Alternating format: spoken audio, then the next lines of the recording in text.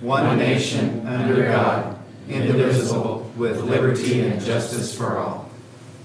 Let us pray. Dear Heavenly Father, thank you for this day that you have provided us. Please help to comfort those that have suffered loss during the recent tragedies in our community and state. Comfort those that are dealing with disasters in our nation. Help protect the first responders that serve us and protect our community, and safeguard those that are serving to protect our nation. Watch over us and guide us with the wisdom during our meeting to help us lead our community in a positive direction. In this we pray, amen.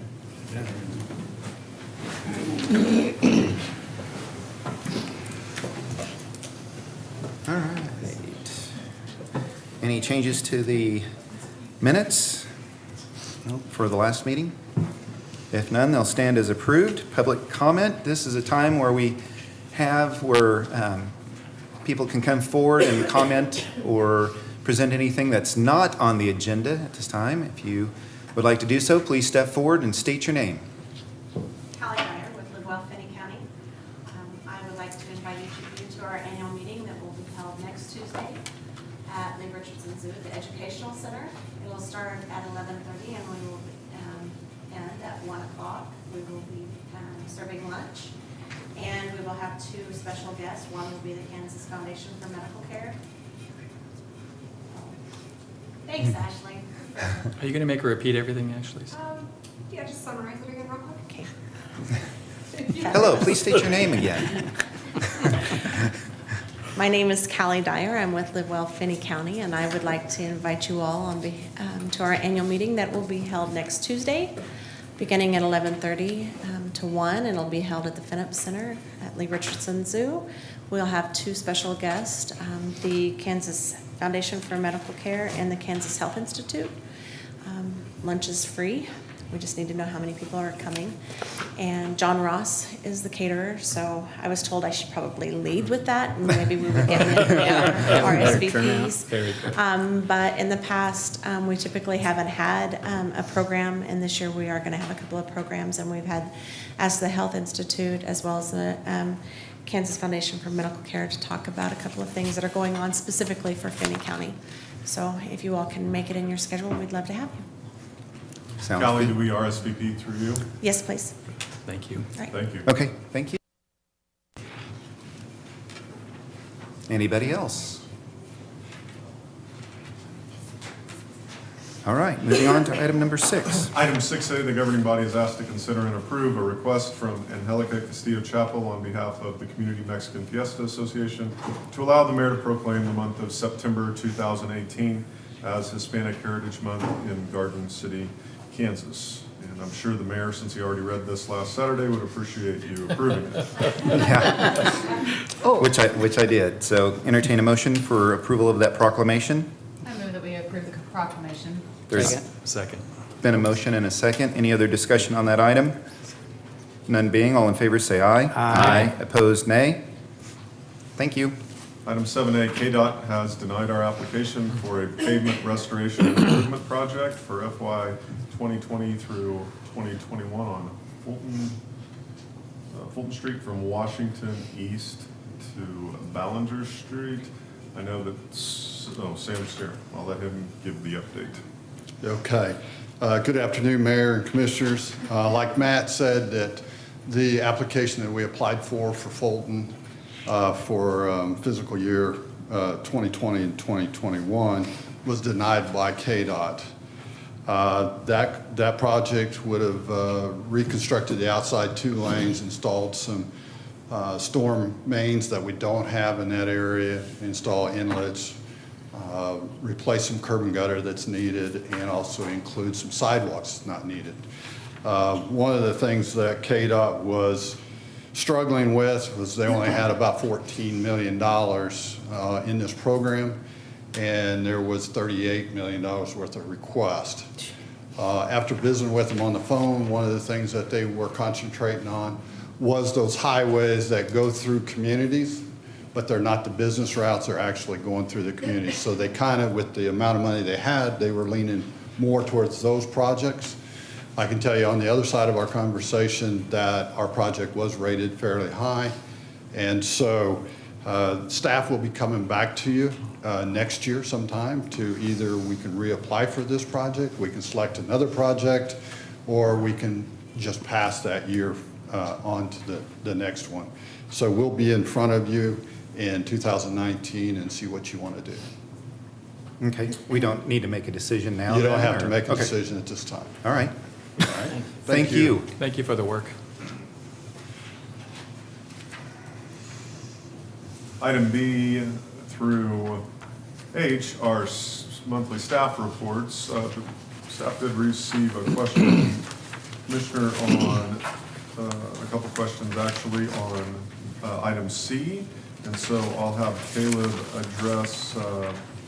address those questions. I think one had to do with building permits and the other had to do with the nature of code enforcement complaints. So take those however you want to, Caleb. Okay.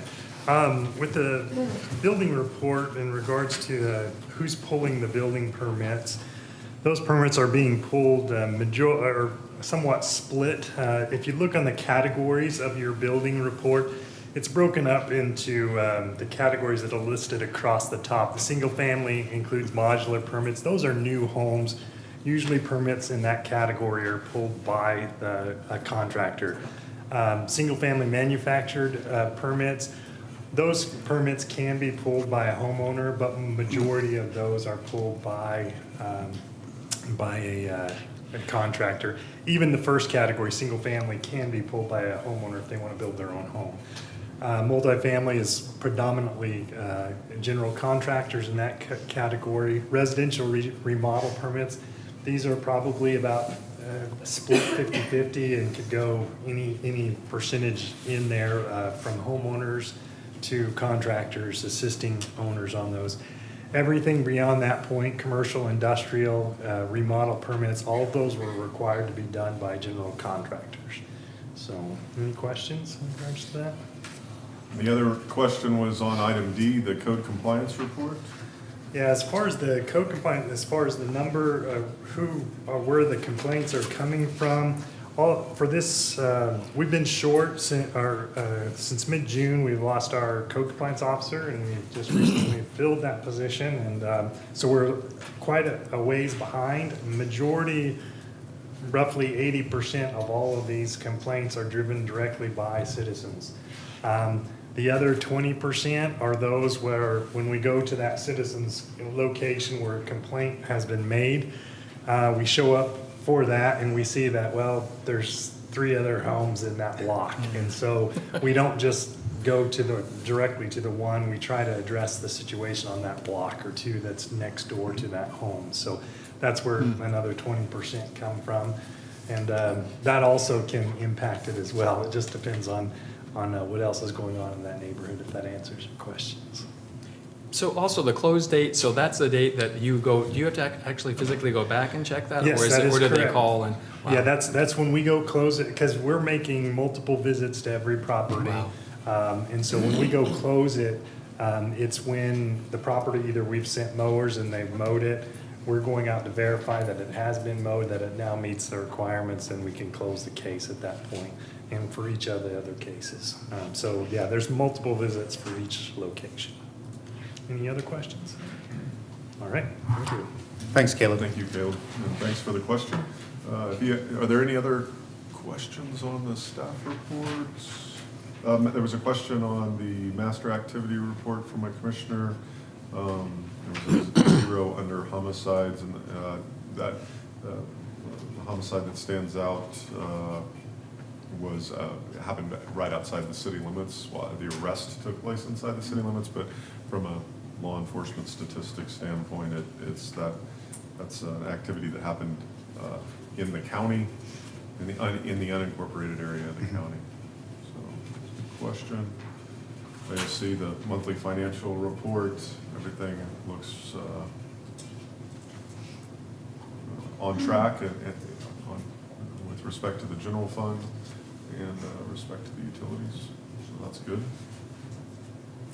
I'll move on down to item 8, meetings of note. We'd like to call your attention to tomorrow's workshop at the Clarion Inn from 9 a.m. to 12 p.m. It's an alternative fuels workshop on natural gas natural gas motors and engines, and Sam's going to be presenting on our findings from our solid waste fleet with that. Spark, Black Hills Energy, and a couple other vendors are presenting as well. If you have an interest, I think the mayor's welcoming the group. If you have an interest in attending, I think all you need to do is show up, right? Right. There's no RSVP required. And then our regional League of Kansas Municipalities meeting, October 23rd, which I believe is a date change from an original date of something else. But anyways, double check your calendars for when that date is. Make sure it matches this agenda and not a previous agenda, because that meeting's moved once already. If there's no questions on the meetings of note, we're ready for item 9A. It's the appropriation ordinance. If approved, it would be ordinance number 2467-2018A. Mayor, I make a motion to approve the appropriation ordinance number 2467-2018A. There's been a motion. Is there a second? I'll second. There's been a second. Is there any other discussion on that item? None being, all in favor say aye. Aye. Opposed, nay. That item passes. Item 10A, the governing body is asked to consider and approve a resolution relating to the 2018 general obligation bond issue. If approved, it would be resolution number 2744. And, Melinda will present the item. Resolution of the City of Garden City, Kansas, authorizing the public sale of the city's general obligation bond, Series A 2018, in an estimated principal amount of $10,835,000, setting forth details of the public sale and authorizing the notice thereof. At your last meeting, we did authorize proceeding with this sale along with the projects, and if you, we're going to be, the 2017 temporary notes are going to be retired. Those are all your water and sewer projects. Also, the reconstruction of 8th Street from St. John Street to Walnut, construction and acquisition of property for Pioneer Pathway, and construction of Southeast Community Park Phase 1 and 2. Our next step here is for consideration and approval of this attached resolution, authorizing the bond sale date at 11 a.m. on October 16th, 2018. Mary Carson did prepare this resolution. The public sale will be for $10,835,000 in bonds. The breakdown on that is water and sewer projects, $8,755,000, general obligation at $2,080,000. Also attached is the preliminary official statement. It gives a lot of information about the City of Garden City that goes out to someone who would like to purchase our bonds. That is for information only. So the fiscal note, our recommendation is to adopt the resolution. The fiscal note is the street and parks debt payments over 10 years are budgeted in the 2019 bond and interest fund. The debt service for water and sewer projects began in 2020, and those will be budgeted in the water and sewer fund. Any questions? Entertain a motion to approve that resolution. So moved. It's been, Resolution 2744-2018. it's been motioned to approve Resolution 2744-2018. Is there a second? I'll second. There's a second. Any other discussion on that item? None being, all in favor say aye. Aye. Opposed, nay. Thank you. Thank you. And we'll pass over item B. It has a scheduled 2 o'clock public hearing time. Item 10C, the governing body is asked to consider and approve a request from the City of Dodge City Commissioners to create a Kansas Board of Regents University Center in Dodge City with satellite locations in Garden City and Liberal to serve 28 counties in the region. If approved, this would be resolution number 2745-2018. And I'll invite Assistant City Manager Melissa McCoy up to present this item. Welcome, Melissa. Thank you. Good afternoon, Mr. Mayor, Commissioners, and administrative staff. Thank you for the opportunity to be here today to present this resolution to you. As you know, recently in our SKC, our Southwest Kansas Coalition meeting, we discussed this proposal, and so we appreciate the opportunity to be here today to bring this to you. This is a request for approval of resolution with the City of Garden City endorsing the efforts of the City of Dodge City to create a Kansas Board of Regents University Center in Dodge City, but also with satellite offices in Garden City and Liberal, which would serve our 28 counties throughout our region. And a little bit of background on the University Center concept. This started with the efforts of Senator Bud Estes, who saw the need to fill two very critical gaps in our region, which included healthcare and education. And considering that, Southwest Kansas is the only quadrant in our state without a four-year university that's serving us. And so the City of Dodge City, with the assistance of the Dodge City Ford County Development Corporation, has been collaborating with Senator Estes and with the counties in our region. And we applied for a rural business development grant through the USDA.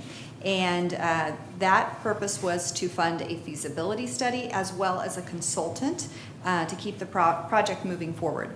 I think some of you might know the consultant for the project. Her name is Terry Mujica McLean. She used to live here in Garden City and worked for Compass Behavioral Health as well as St. Catherine's. And so we're very fortunate to have her on board as well as her knowledge of the healthcare industry from an HR perspective. The feasibility study was done by WSU, their Center for Diversity and Community Engagement, and it identified the shortages that we were aware that we had, but even on a greater scale.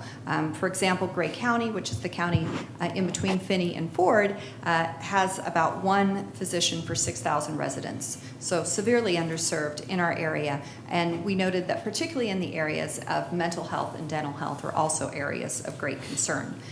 We've been speaking with our community colleges. They're so important to this project and to our region, and they are very much on board with this project. In fact, last week, Terry had a meeting here at Garden City Community College, and they've been very supportive and willing to collaborate. We've reached out to Fort Hays University, the University of Kansas, Wichita State University, and Newman University about this project and what programs that they could bring to it. And they've all expressed interest in the possibility of participating, and we've also started initial conversations with the Kansas Board of Regents about the project. And so essentially what we'd be doing is bringing a university center which would offer both baccalaureate and post-baccalaureate degrees, focused in the medical area, but not just, it wouldn't have to be limited to medical if there was opportunities to bring business, finance, entrepreneurship, education, other areas, we could consider those as well. These would be programs that could be both blended, they could be face-to-face, and we would look at cooperative partnerships with our area hospitals and clinics where we could bring face-to-face opportunities for the students in those clinics. And really the push behind this is for us in southwestern Kansas to be able to grow our own and fill this critical need. We would anticipate that Hennessy Hall, which is the former home of St. Mary's of the Plains College in Dodge City, would be the home of the University Center. The expenses or cost to remodel that would be at the expense of the City of Dodge City. And we could also look at, as I mentioned, satellite centers in both Garden and Liberal. I know there's been interest expressed by the community colleges that they would look at housing those. They could offer those on their campuses since they have technology and facilities available. It's also anticipated that the Kansas Board of Regents would be the governing body for this institution with partnerships with Fort Hays, University of Kansas, and Wichita State University supporting it, and in the future looking at other partnerships with other universities as well as we look at other degrees. There are no considerations financially at this time for the City of Garden City, and the overall focus of this is to improve the health and education opportunities for our region. I would be glad to go ahead and open this up for any questions, and want to thank you again for this opportunity to bring this resolution to you. Any questions for Melissa? I think this is a unique opportunity, and thanks for presenting it first at the meeting before, and then today. It's really needed, so thank you. Thank you, Commissioner. Entertain a motion to approve then Resolution 2745-2018. I move to approve resolution 2745-2018. There's been a motion. Is there a second? There's been a second by Commissioner Unruh. Any other discussion on that item? None being, all in favor say aye. Aye. Opposed, nay. Thank you, Melissa. Yep. Thank you, Melissa. Safe travels home. Item 12A, the governing body is asked to review and approve the Disadvantaged Business Enterprise Program for the Garden City Regional Airport. Rochelle? The City of Garden City is required every 3 years to look at our disadvantaged business enterprise program and reevaluate it and do some complicated calculations as far as setting our DBE goal on our federal projects, which includes our AIP projects. So we recently went through this calculation. Previously, our goal was 4.56. However, the last 3 years, we've had a very successful DBE average that has increased.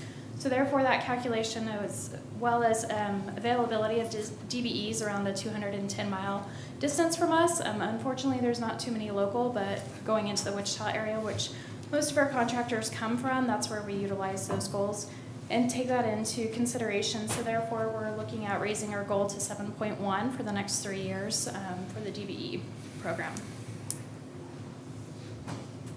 Any questions? Entertain a motion to approve the DBE program for Garden City Regional Airport. So moved. Is there a second? I'll second. There's been a motion and a second. Any other discussion on that item? None being, all in favor say aye. Aye. Opposed, nay. Thank you. Thank you. Item B, Sheila Crane, Executive Director, Downtown Vision, Inc., will provide an update to the governing body. Sheila? Welcome. Hi. Good afternoon, Mayor and Commissioners. You have my report. So I thought I'd just give you a quick update on Fall Fest from over the weekend. We had 125 cars in the park. The park was just packed with people. The attendance was really great. I would like to give a huge thank you to the entire Public Works Department, Andy, Casey, Tim, Bill, Bob, Police Department that helped give us an escort, and the entire electric department that was out there with me before dawn, out there doing things in the dark. So it was a great day. I think everything went off pretty well for my first time. It was wonderful. Yeah, it was a lot of fun. So there was every kind of food you could think of. If you weren't able to attend, it was a great day. So, and the only other thing I would add is just a reminder for everyone in the room. Actually, banner art tickets are available for the banner art auction, which is November 3rd. And then if you have any questions about anything else that was in the report. Any questions? All right. Good job. Thank you. Good job. I noticed they were taking the banners down today, or replacing the banners, so, on Main Street, so. The auction's getting close. Yes. Item C, President of Finney County Economic Development Corporation, Lana Duvall, is present to review the third quarter report for 2018 with the governing body. I will be whenever you're ready, Matt. We're ready if you're ready. Are you ready? I'm ready. Okay. Good afternoon. I have provided the report. I hope you've had the opportunity to go through that. I did present this to the County Commission yesterday morning, and they had a lot of questions, so feel free to ask a lot of questions. We were able to provide answers for them. A couple things I would call your attention to. We do have several prospects that we're working with. As you are all aware, those are labeled to protect their confidentiality. The first number representing the month they were presented to us, the second the year, and the third number indicates whether they were the first, second, third, fourth, or fifth project that we started working on that month. Project Birmingham is a project that we've been working on since August 8th. And company officials have visited the community a couple of times. We were fortunate to have some site visits and utility discussions with them last week. And I think those discussions are moving forward well. We're very excited about that prospect and hope we're able to continue working together with them. Also had a business visit the community back in July. They're a business that works with primarily food manufacturing companies and helping them with quality assurance and quality control. And we were able to provide them some sites to look at and also provided them with some affiliated business information to help them in making the decision as to where they'll land in this region. So certainly we'll keep you posted on that one as well. We have been working with a company that purchased an existing building here in the community and is making some pretty significant changes and alterations to that building. They're also working right now on hiring, so we've assisted them. We've sent them all of the tax abatement information in case they choose to pursue that based on the capital improvements that they'll be making, as well as we've been helping them with their hiring and finding the folks that they need for their company. project updates, the brew house is doing very well. It's looking really good. If you haven't been down there, you Oh, need to yeah. go down and take a look at it. Again, I think this is one of those businesses that proves to us that with some creativity and some stick-to-itiveness, if you will, we can really transform some of our older building inventory into really nice buildings in our downtown district, certainly, and anywhere else in the community that somebody wants to invest. But we're really excited for them. We've been able to work with them on their logo development, their branding strategy, as well as helping them through hiring assistance and helping them with their business plan and financial pro formas for their banking partners. Klaus Wood Pellets and Outdoor Living, that was a project that actually Sheila reached out to me, and they had reached out to her about locating in the downtown district. We met with them together. She shared the information she has as far as what Downtown Vision can offer to them, and then FCEDC stepped in, and we were able to help them with finishing up their business plan, creating their logo, doing some branding assistance with them as well, and even working with them on a couple of events that they have planned once they get it operational. So we're very excited for them, and I think they're going to be a great addition to the downtown district. It's always nice when we can get a balance of those things that attract everybody to the downtown district instead of just kind of a smaller demographic that we sometimes fall into when we open a lot of dress shops all at one time. So it's nice. It's nice to have another offering in the downtown district, certainly. Yesterday morning, we did have the public hearing at the County Commission for Meese & Sons Trucking. That was approved, so that will go through and complete the process for tax abatement now.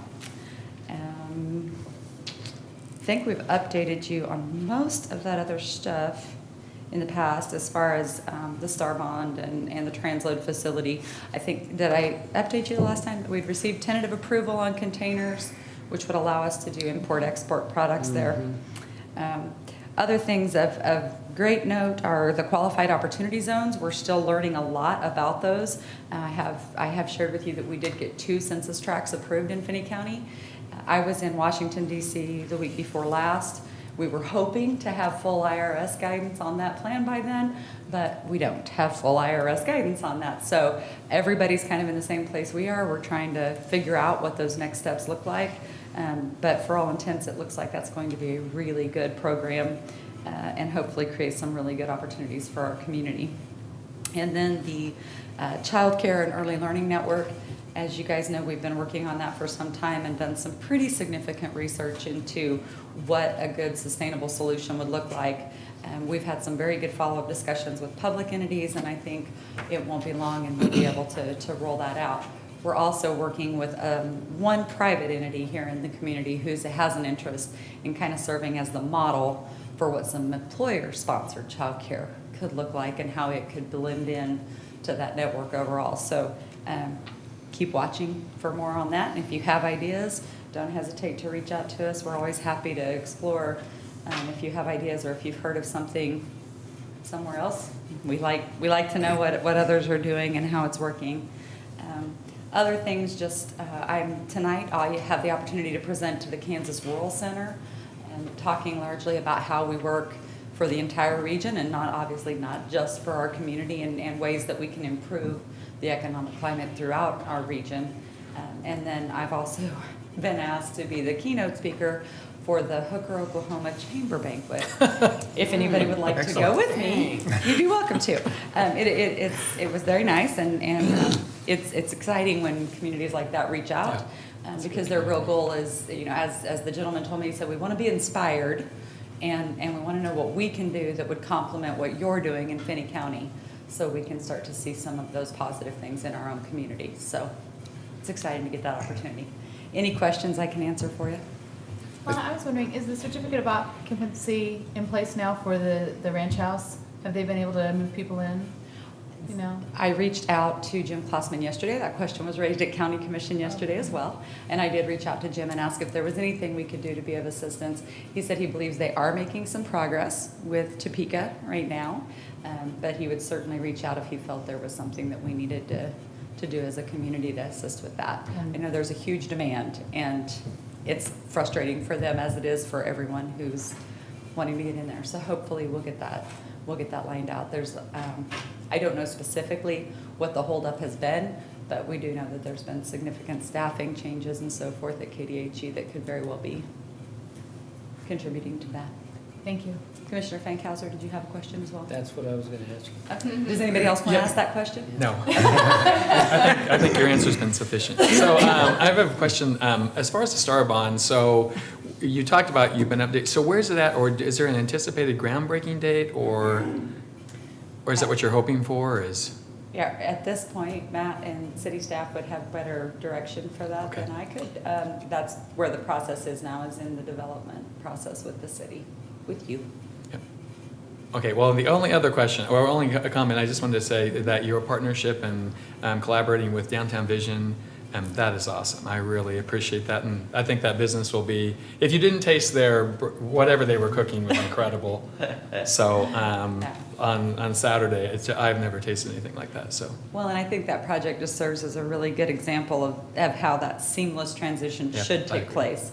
No matter where a business comes into our community, we should all know who to contact, who to reach out to, and make sure that they get everything they need, regardless of what it means, you know, who they come to first and so forth. None of that should matter.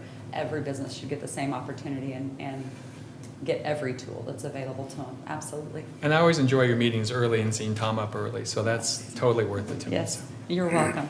And next week, 7:30, right here. What about Maker Space? Yes, Makerspace. What's the status on that? Well, because of some of the building shifts out at the community college, we began discussing the opportunity to perhaps locate the makerspace out there. In a perfect world, that's where a makerspace would be, obviously, would be on a university campus or a community college campus, simply because the crossover and the marriage, if you will, of programs is so prevalent. Mm-hmm. So we kind of put the other buildings that we've been looking at on hold while we look into that opportunity. So we've presented some information to the community college and met with their tech program director, as well as with Ryan Ruda to further discuss that. So hopefully, we've got a lot of equipment that we're storing right now that's already been purchased through grants and donated from folks. So we're anxious to get the makerspace up and going and get the community in there. Absolutely. Good. Thank you. Thank you. Thank you.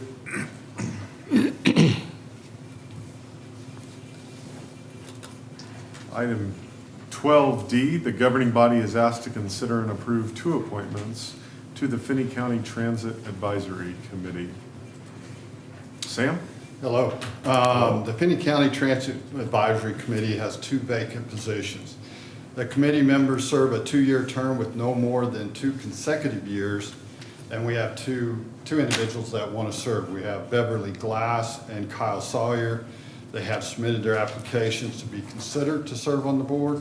Their terms would be up October of 2020.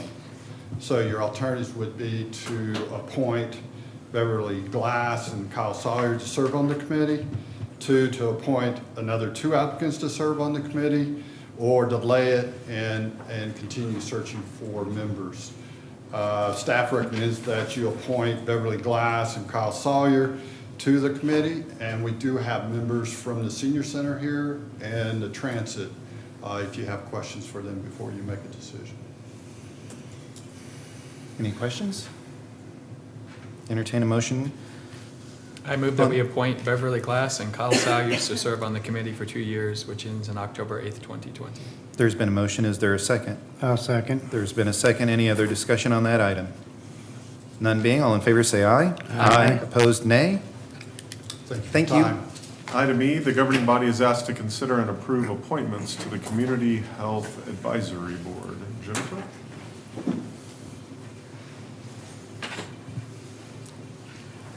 Good afternoon, Mayor and Commissioners. The Community Health Advisory Board has been in a kind of a transitionary phase over the last several months as we had a couple of members come off of that board, and that board kind of reorganizing and figuring out what they look like and kind of where they want to go. They're doing some really good work and have come up with some goals that will shortly come before you in the next month or so. But at this time, we just need to fill a couple of spots. Mr. Unruh, when he got onto the city commission, gave up his position on the board, and then Mr. Campbell also gave up his position on the board.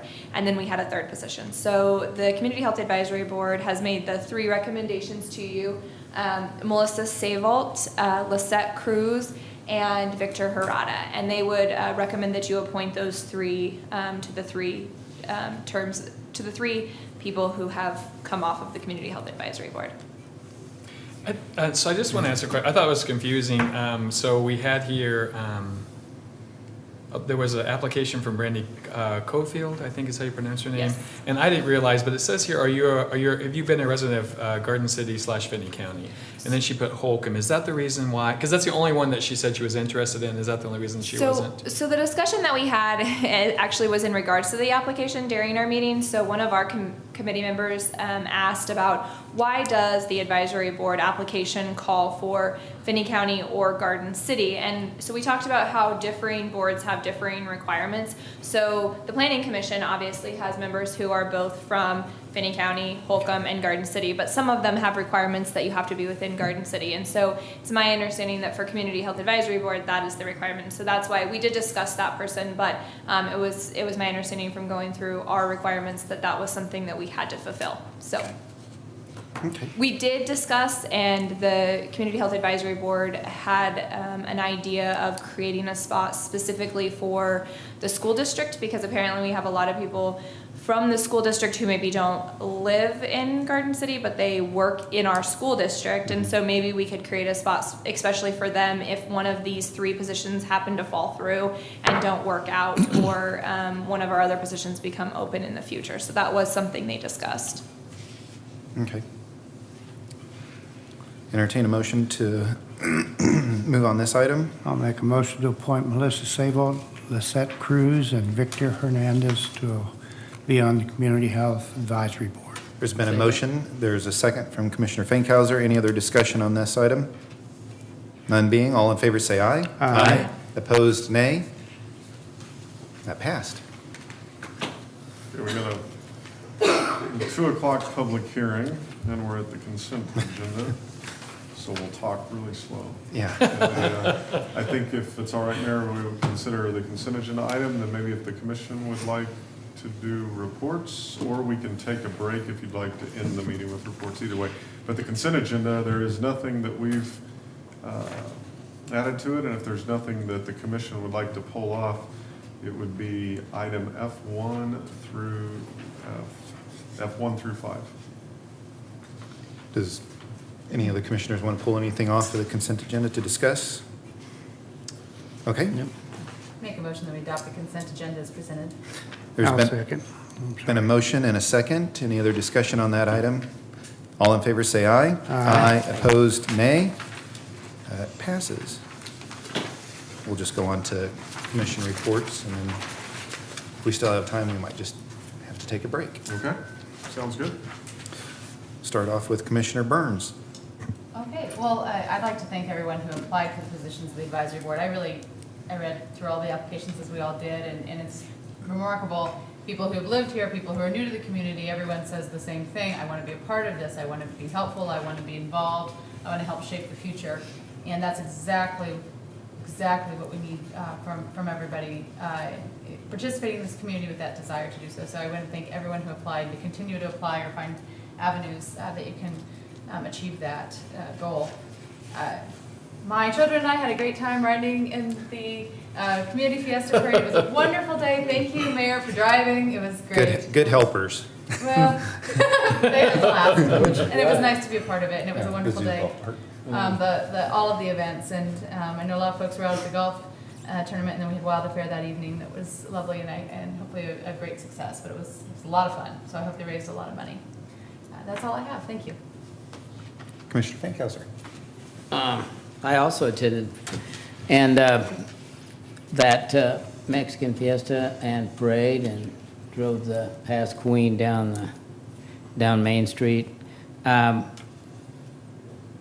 thought the Fall Fest was really well attended this year. It seemed like we had more vendors.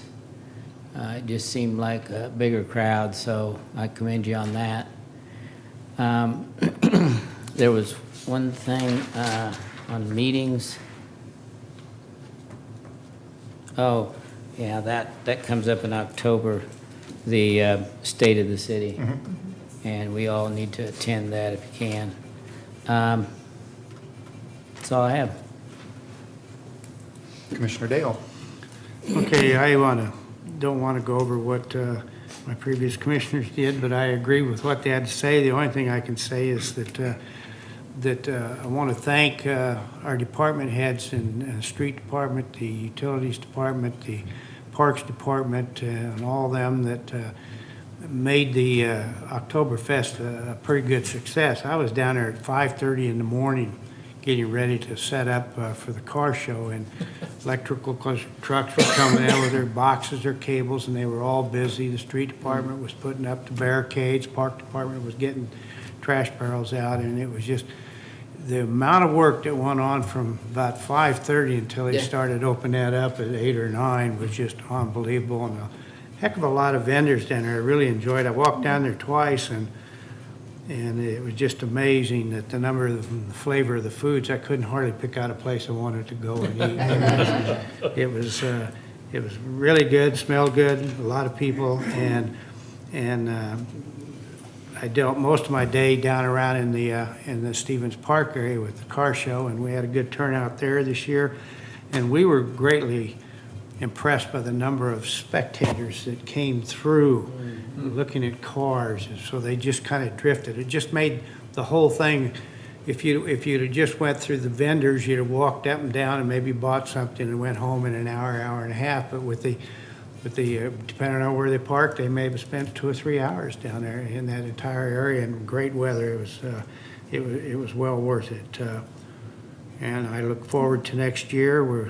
And again, I want to thank our employees and our department heads and Matt for his people and his staff that you have under you and the way they do their job. Thank you. Is it going to be the same date with the Fall Fest? Well, yeah, I think we're going to go that route. Did you have one of the first Camaro? I can't remember what it was. Yeah, the number one Camaro ever made was there. It was found a couple of years ago. Amazing. And it's 001, and it was found as a, you might call it a barn find, and this guy found it, and then he started restoring it, and he got the information from the factory. They helped him out locating parts and everything, and he put that all together, and he says that the factory told him they ought to have that valued and insured for about $5 million. He had a great story. Yeah, Well, they gave him the trailer. Yeah. AM did. I mean, that was a beautiful car. It's nothing more than standard. You would think a Camaro would have a big V8 and a big sound. It's had a straight 6 in it. Oh, wow. But it's number one, and in car collector world, that went across the market. There's somebody out there with a collection that would say, I want number one, and they would get to bidding high on that. So it was great to see that. Are you done? Yeah. Okay. I'm out of air. I just want to echo my fellow commissioners. I especially too, I have a heart for people who apply to work on advisory committees. I think it is such a vital part of what we do in the city, and their work is very much appreciated, and it's so necessary. So I just want to echo that. I think it's awesome, and having that many applications available was tremendous. So that's really great news. If you didn't do anything in these last couple of weeks, then you didn't live in Garden City. There were all kinds of events. I agree. There are so many behind-the-scene things that happen, and keeping grass alive is really hard. So when they park on the grass, I always have to really appreciate the work that's gone on before. So I just really appreciate all of our Parks Department, and especially at the zoo, who hosts a number of incredible events, and they do a great job. If you were not at the golf course during this Metro Tour, I've never seen anything. It was so beautiful. I mean, it looked like Pebble Beach. You could not believe how the course was so incredible. It's not that I've been to Pebble Beach, but on TV, I've seen it on TV. But as far as the course and what was done and how we as a city and a region represented ourselves, tremendous. I mean, this is a huge impact, millions of dollars in impact. And so I just appreciate that. Everyone were able to volunteer and be out there at some time. It was a really great event. And so thank you for all. Jennifer did an incredible job. I know the Convention and Visitors Bureau, they were all running around everywhere, which is good for them. Otherwise, they cause trouble in town. So it's good to have them busy. I just am looking forward to some of the events coming up, especially the State of the City coming up in October. I know the mayor will be speaking, and I'm excited about that. I think it's really good for our citizens to hear about what's happening in our city. So thank you. Commissioner Dale? I forgot one thing when I talked about departments heads and what they've done and their employees. We had the car show Saturday, but there was a car show down in Lee Richardson Zoo with trucks. I mean, they're different breed of cats, but they like their trucks and like them loud. And there must have been 100 of them down in there, and they had some other stuff down there with. So for making that available to them and working with them to have that there. Again, another department and city employees doing their best to accommodate our community to have things to do. Thank you. Again, I'd like to thank the great help that I had from Commissioner Burns and her team. Her crew. They did an outstanding job. It was a great event at the Fiesta, not only the parade, but the entire event itself. 92 years in our community, and one of the older celebrations in the state of Kansas that goes back and really promotes our heritage and our history. And another one of the events that we share to promote the diversity that we have in our community. So it's really great to see that, and Angelica did an outstanding job, as she always does. Yeah, echoing what all the other commissioners, I kind of had all the notes, what the other commissioners, we have an outstanding staff that does a great job. They work really hard during these events, setting up the barricades not only for parades, but for Fall Fest, for, the zoo. And it just makes our community a great place to come and, not only for our citizens, but for other people to come and visit our community. If people say there's nothing to do in Garden City, they aren't looking hard enough, because this time of the year, there are events going on almost pretty much daily, Every weekend. and every weekend, really, yes.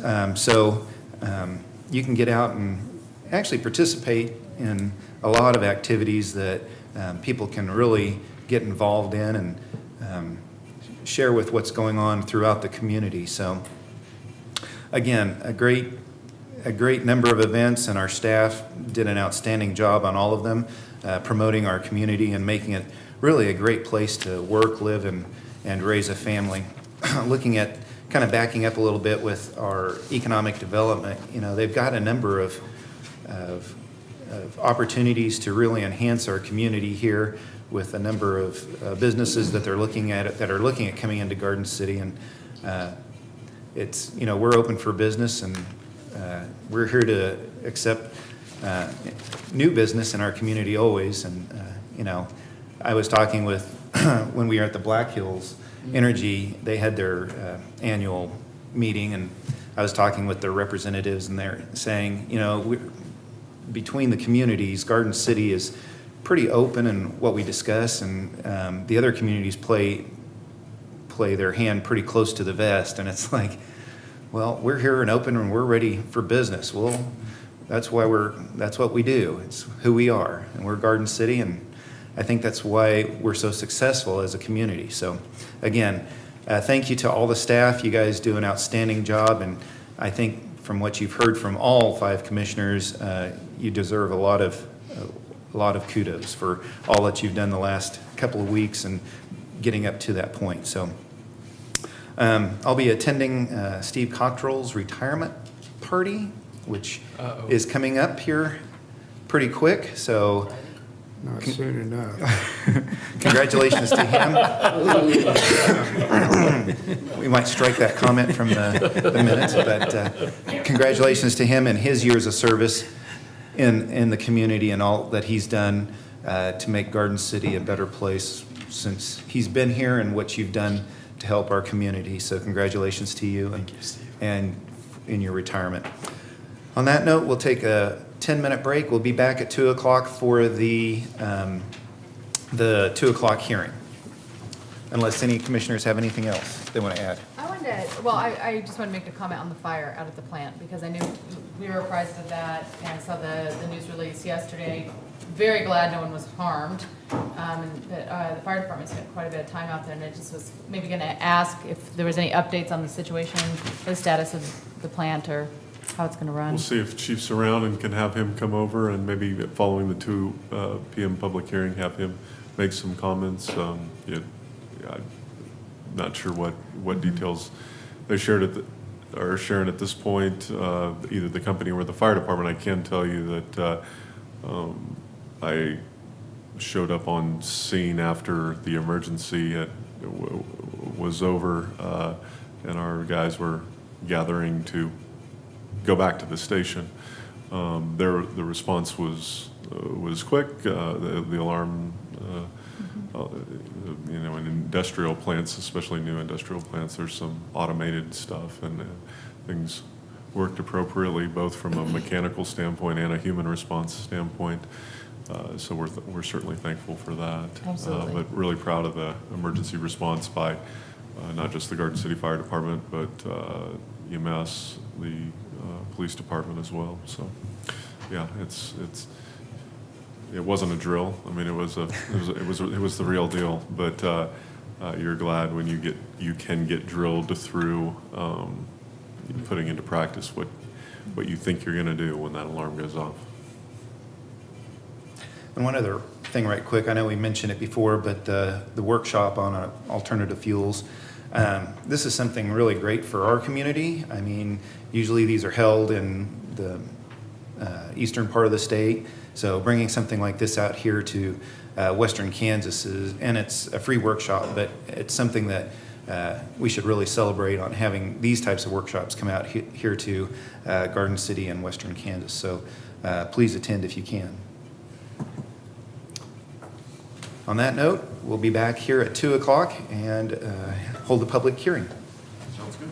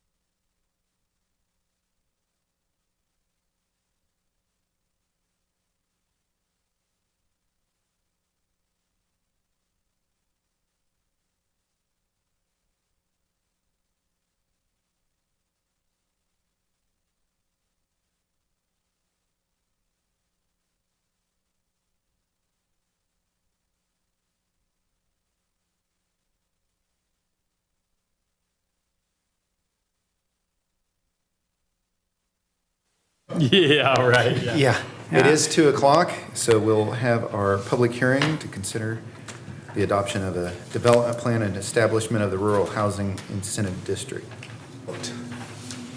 Mayor and Commissioners, the 2 PM public hearing, in accordance with the RHID process, the step is the consideration of an ordinance following a public hearing. So I'll let you, Caleb, walk through the agenda item. We'll do the public hearing. Upon closure of the public hearing, the commission will be in a position to consider ordinance number 2805, which establishes a rural housing incentive district for the Columbus edition. Caleb?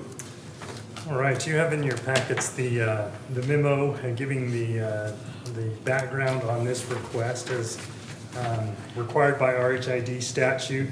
The Columbus Edition development comes before the commission to adopt the attached development plan and to establish the RHID for the Columbus Edition. The Columbus Edition development will be located at 1601 West Joe McGraw Street generally. This development will consist of 113 single-family duplexes or 226 total units. The homes will be rental properties, will have fenced yards and landscaping. According to our latest community housing assessment study or chat, to meet our housing needs, we need to build 112 housing units per year through 2020. The feasibility analysis for Columbus Edition estimates 18 duplexes will be built in 2018 and 2019, adding 72 single-family units in the next 2 years. Based on the current RHID feasibility analysis from the other existing RHIDs, we're estimating 65 houses to be built in 2018. Therefore, according to the chat study, Garden City does show a need for all of the houses to be built within this development to fill that need. If the ordinance is adopted, the county, USD 457, and Garden City Community College as taxing aides will have 30 days in which to evaluate the proposed RHID and should a taxing aid determine it has an adverse impact on their jurisdiction, then the taxing entity will need to adopt a resolution stating such. If no such resolutions are passed, then the ordinance will be in effect. If within that time frame of the taxing entities passes such a resolution, then the city will need to take action to repeal the ordinance as required by state statute. The alternatives before you are the governing body may elect to adopt the attached ordinance. The governing body may elect not to adopt the attached ordinance. Staff recommendation is that the governing body adopt the ordinance. There is a couple modifications that I'd like to go over with you in your packet. In regards to page 6 of the development plan, gives the proposal and the financial feasibility analysis. The developer has requested several modifications to this in regards to curb and guttering and streets. That has been increased from $2,184,614 to $2,490,000. Water service is increased from $637,432 to $700,000. And the sewer service, $684,510, has increased to $750,000. And the sidewalks and driveways have increased from $813,525 to $1,140,000. And the administration fee has been removed from that proposal chart that you have before you. Also, those changes are also reflected on the very next page. And Caleb, before you move on, does that change the bottom line amount of the reimbursement? Can you give us that new total? Yes, that new total is $7,479,205. Thank you. And that is reflective on the next page that I was going to, at the very top of the next page. Gives the cost of infrastructure improvements, which is now reflective of the new total which is the $7,479,205. Also, in the final modification is also reflective of the other pages that we've seen so far, which is reflecting the same changes in curb and guttering on page 29 or page 30 of your document, Exhibit E. Curb and guttering in streets, as stated, will be increased to $2,490,000. Water service to $700,000. Sewer service to from $684,000 to $750,000. And sidewalks and driveways increased to $1,140,000 with the deletion of the administration fees. And that is their request for their rural incentive district that's before you at this time. Any questions that you have? Caleb, you might give an overview of the request to change the infrastructure pieces. It's my understanding those were all related to updated unit costs for materials, particularly concrete. Yes, that's correct. Up until the point of this hearing and setting this as the actual numbers, we allow the developers to adjust or modify this up to this point with the cost of and volatility in concrete prices. They were concerned about those costs as well as how those may affect the water and sewer service as well, because concrete is used in some of those as well, installations. They wanted to adjust those fees to so that they could recoup those costs over the RHID timeframe. And then the commissioners, the administrative fee, state statute provides for the recovery of an administrative fee. State statute doesn't spell out whether or not that administrative fee is one that the public agency applies or one that the development company applies and then recovers the cost and in effect pays themselves for the administration of the project. The city in 2013, after it had conducted, I believe, 3 or 4 RHIDs, indicated that we were going to begin from that point moving forward, considering the administrative fee as part of it, and it would be an amount equal to 3%. Since that time, I believe we've had 9 RHIDs and 4 have included an administrative fee as a cost, including this draft one, so 3 that have been approved, and a 4th one. None of them have been built. Good idea, a way to recover some costs through the RHID model for the city's general fund in relation to what it takes to administer these projects. Bad execution. So in the way to make this correct, our choices were to go back and try to find a way to convince the other 5 projects they needed to put that back into the project, or for the 3 projects that have been approved and we haven't billed, and for this one to simply remove that fee. To the project, it makes no net difference. It's instead of a money in, money out for them, it's no transaction at all, no cost, but no ability to recover that cost. So there were some adds in that total math for unit pricing of materials related to development. There's also a subtract. So overall, on this particular project, it's about a $400,000 change. This is, from an administrative fee standpoint and an overall cost of the project standpoint, this is probably one of the larger ones we've done. It maybe rivals the one that on paper was up on North Campus. Most of the other RHIDs, Caleb, I believe, are less than half this size. That's correct. The big issue that we're seeing and why some of these developments are coming in with larger phases is due to the CHAP report study that I believe Lana didn't mention. That was one thing that they're working on right now, of updating that study that's due at the end of this year.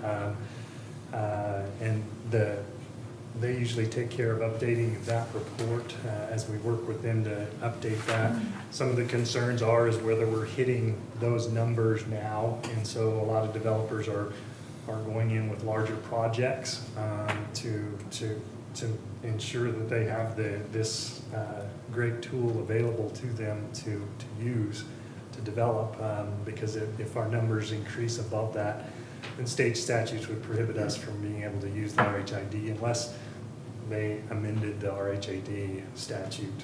And so that's one reason why these next couple of RHID projects that you've seen before you and will be coming before you for final are larger than the ones we've seen in the past. I have a question too. So if it's adopted, and then it talks about the county, USD 457, and the Garden City Community College, and I know they're taxing entities, and I know that you probably do work ahead of time with them to make sure they're on board with these RHIDs. So why would they not approve? What would be a reason that they wouldn't adopt the same way we do? Do they go the same process that we do? Each jurisdiction has their own reasoning behind their own policies and procedures and why they would or wouldn't do this. Because RHID is basically earmarking the tax dollars that would be coming in from these new properties generated from new properties that wouldn't otherwise have been able to happen without this tool. And if they feel that cost difference is losing, then they have a fiduciary responsibility to their own jurisdiction to either approve or disapprove of that. And they each would take that on independently. Each year we meet with all the jurisdictions and go over that, making sure that, because we don't want to go out and tout this tool if someone is against this tool, using the tool, because it wouldn't do any good to have everyone spend all the time and effort to go through this and not be able to accomplish it at the end. And so at the end, the developer in each jurisdiction has the ability to see whether it is good for them or not good for them in the end. And at this point, everyone has, at the beginning of this year, had expressed their interest in using this program and that it would be good. We'll be looking at it again at the end of the year with all the taxing jurisdictions, as well as reviewing the housing study. And once we review that, then we'll know how long that we can continue to use the program and what support there is. Each independent developer is responsible for going to each of these taxing jurisdictions. It isn't the city's responsibility to go and sell their project to each one of those jurisdictions. We inform each one of these applicants. They go and meet with each of the organizations and describe their projects and share with them why they're doing it, how they're doing it, and why it's important. And so, and then each one of them now have 30 days if they feel that it will adversely impact them, that they can voice their opinion about it. So you don't have to, so that's what's confusing. You don't have to have everyone say yes. So if we say, oh, you do? If one jurisdiction says no, then the project. Well, for clarity, the question was, they don't all have to say yes. That's correct. That nobody has to say yes except for the city commission. But there's a 30-day window where any one of them could say no. And if any one of them takes up an action in contrary to the use of this tool, then it removes the ability to use the tool. But if the other three entities don't take the item up, that's the same as approval. Is that right? That's Taylor? correct.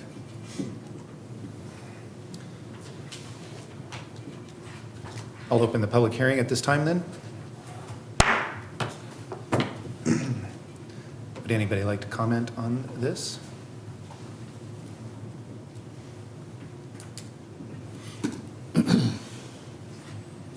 I'll close the public hearing then.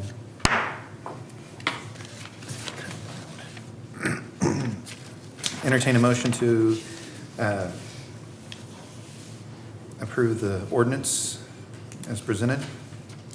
I'll make a motion to approve ordinance number 2805, 2018, an ordinance for the city of Garden City to establish a rural housing incentive district within the city of Garden City and a plan to develop the housing and public facility in such a district, making certain findings in conjunction with therefore on the Columbus addition. Second. There's been a second. Any other discussion on that item? None being, all in favor say aye. Aye. Opposed, nay. I'll abstain. Commissioner Fankhauser abstained from that motion, or that action. We do have the chief here. Oh, wow. We had a question in our comment about the recent fire at DFA. Yes. So just kind of give us a little, Okay.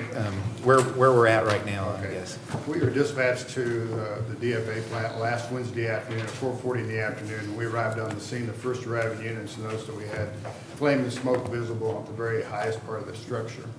We did send firefighters up the outside of the building on the fire escape with what we call high-rise packs, which are hoses and nozzles.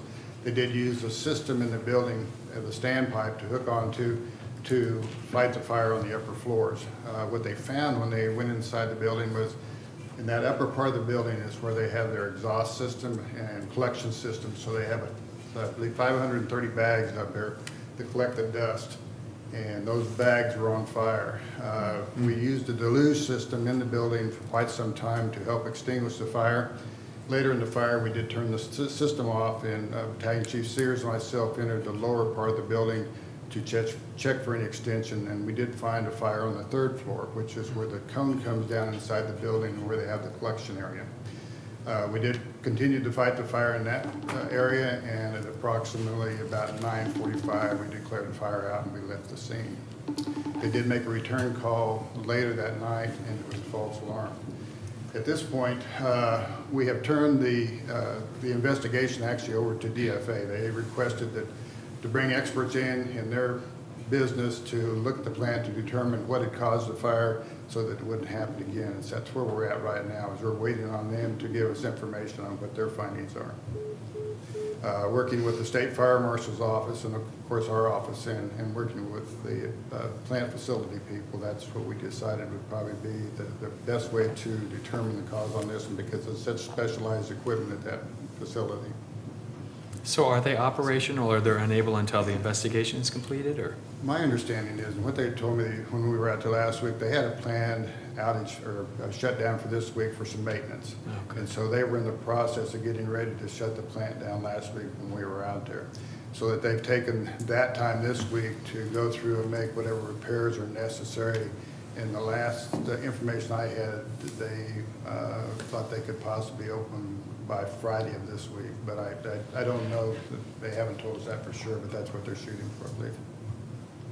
Well, thank you very much. Yes, thank you. Thanks Thank to you. the firefighters and all the responders. Anything else? No. Call this meeting adjourned then. Thank you.